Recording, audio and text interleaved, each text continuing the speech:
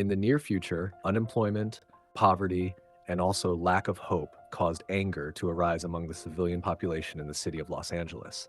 This situation caused crimes to spread greatly, and the prisons became filled with a very large number of people. The areas where criminals are highly concentrated are called red souls, and they are areas that are dangerous to enter. Nevertheless, hundreds of soldiers die every day while carrying out their duties. The government then created the Mercy Court, which is operated by artificial intelligence. It is a complete court made up entirely of a system. It has judges, investigators, and also executors. This reduces the need for long trials, and people are judged quickly, and their cases take only a few hours for the crime to be confirmed. 2 years after this program was created, it had executed 18 people, and it reduced crime cases by 68%, and it also saved billions of dollars in taxpayer money. People once again began to feel safe. Today, the crimes being handled by this court involve a man named Kris. A judge named Mardikis appeared before him, and he announced that his trial was now beginning. Because his alcohol level had exceeded the limit, he had been detained for 6 hours, and he was asked to swear that he would tell the truth. After listening carefully, it was revealed that he was accused of murdering his wife. There was camera footage recorded showing clear evidence of him entering Kris's house. In that footage, they saw his wife Nicole lying on the floor, bleeding heavily, and their young daughter Britt was standing nearby. She had been stabbed with a knife. When she was asked who committed the act, she stated the name of this man, Kris. When he watched that video, fear and shock appeared on his face. Mardekis then stated that Kris was alone in the house, and his young daughter was with him at the time when the stabbing occurred. Now, because he believed that she might be mistaken, Kris began searching the internet. His name appeared everywhere in the system, and it showed that he had already been arrested and assigned to the program. After that, Mardekis requested that he confess to the case, but he refused. However, the analysis of the evidence concluded that the probability that he committed the crime was 99.7%, and this made it difficult for him to be released easily. He was told that he had only 60 minutes to defend himself. During that time, he could use all information available in Los Angeles, and he was even allowed to access government websites. If he failed to prove himself within those 60 minutes, there was an injection prepared that would easily kill him. Now, the clock began. Kris was shown the time when he returned from work at 8:51 in the morning. He went directly to his house. At first, the door did not open. Kris, feeling frustrated, looked at the camera and began opening the door using his keys. He then closed the door behind him. Mardekis showed that he remained inside the house for 26 minutes. Shortly after he left, Britt returned to the house. Britt then began explaining the investigation. It showed that Nicole had been stabbed, and especially that the hand used had blood, and the attacker used the right hand. Fresh blood from Nicole was also found on Kris's clothes. After leaving the house, Kris went directly to a bar to drink. Bar camera footage recorded him still fighting with officers, and he even tried to escape the building and steal a car. But the police captured him. Kris said he did not remember committing the act, and Mardekis accused alcohol of causing his behavior. Now, he wanted to speak with Britt, but the court allowed him only to send her a direct message. The law also states that a criminal may communicate with his witness, but the witness had recorded a video while he was still drunk. Mardekis then reviewed footage of the couple. Kris and Nicole had met 20 years ago. 3 years later, they married, and in their first year, Britt was born. Their life was happy. Kris had a close friend named Ray, but later, their family began to fall apart slowly. Nicole requested a divorce. The messages they sent to each other showed anger between them. Their young daughter, Britt, was active on social media, and she posted regularly. One day, she told her friends that her mother was crying and that her father was treating her badly. At that time, Britt called Kris, and she sounded emotionally affected. He said that he had not killed his wife and that he had been arrested wrongly. In footage recorded that day, unfortunately, Britt was forced to end the call. Mardekis reminded Kris that he had only 1 hour and 8 minutes remaining. Kris began reviewing the crime files.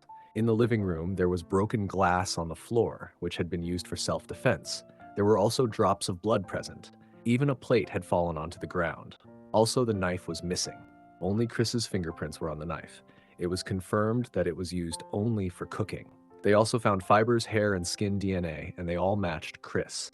Kris then checked Nicole's phone records. He requested that Nicole's phone be investigated because another person was suspected. Nothing was found. Kris then asked about her work phone. Mardekis did not know that she had a second phone. That phone was then searched. A woman searched Nicole's car and found another phone. Messages and calls from a secret number were found. The location of that number was traced. The phone was located at a hotel. A man named Patrick came out. Police surrounded him. Patrick tried to run inside. He worked as a cook at that hotel. He was captured. Patrick said he did nothing and ran only because he was afraid. He admitted he had dated Nicole only a few times, but they had done nothing wrong. Footage of them together was shown.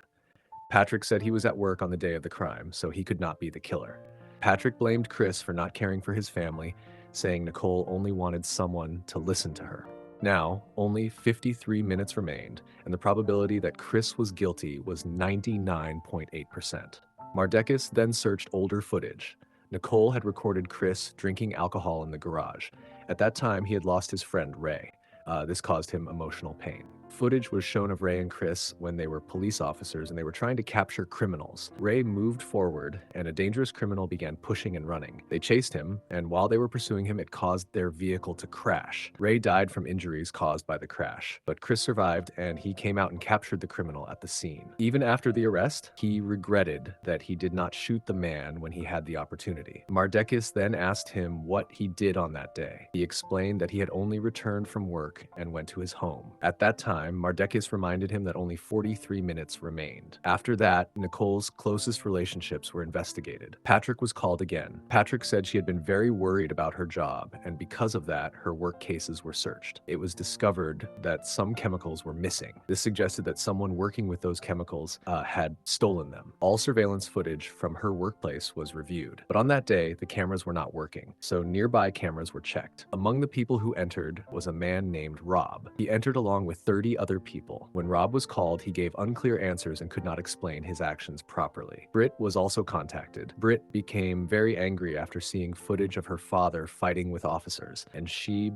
became very afraid. Previously, her father had promised his children that he would stop drinking. A video recorded by Britt showed the house door, and it was discovered that the door was not fully closed. The door was difficult to open, which suggested someone had forced it. Mardekis requested identification of the person standing there, but the hand was not clearly visible. It was stated that the person had been there for 2 days, and a search began for that individual because it showed planning. All emails sent to Nicole from her company were examined. One special email was found. It was an anonymous email that could not be traced. It reported that 300 kilograms of chemicals had gone missing in the past 6 months. Those chemicals are used for fertilizer, skin products, and also illegal purposes. The anonymous email asked Nicole to meet at the harbor. Kris began searching security footage from the harbor to find the person Nicole met. That person was a man named Holty. It was discovered that Holty had gambling problems. He had spent a lot of money and had many debts. This reduced the probability that Kris was guilty. Rob was then asked about Holty's location. A search began for Holty. His phone was not active. Eventually, Holty was found. Holty said Rob was the one who stole the chemicals. He said Nicole had asked him for help regarding the case. Holty revealed that Rob had not come to work the previous day. The last time he saw him, Rob was at a warehouse. The missing vehicle was tracked. It was discovered that someone had been inside Kris's house. That person was Rob. He had hidden near the neighbor's vehicle. Now, the probability of Kris being guilty continued to decrease. Only 19 minutes remained before execution. Kris contacted his former colleagues and told them to search for Rob. Rob's house was searched completely, but he was not found. Kris identified Rob's truck, and it was tracked. Inside Rob's house, a hidden garage was found. Inside the garage were large amounts of chemicals. A book was found that explained how to use those chemicals to create explosives. This showed that he planned to create an explosion. A photograph was also found. The man in the photo was David. David was the first person executed by the government through this system.